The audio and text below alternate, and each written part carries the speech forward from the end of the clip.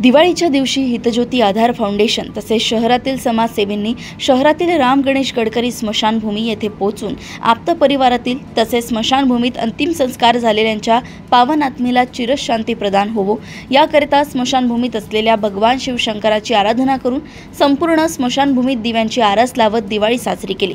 प्रत्येक मानवी जीवनाची सुरुवात आईच्या उदरातून होऊन शेवट मात्र स्मशानभूमीतच होतो।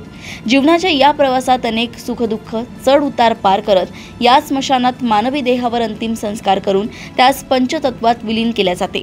एकदा आप्त परिवारातील मृतदेहावर अंतिम संस्कार केल्यानंतर मग कोणी या पवित्र मानल्या जाणाऱ्या भूमीकडे परतून पाहत नाही आणि काही दिवस महिने वर्ष लोटले की उरतात त्या फक्त स्मृती।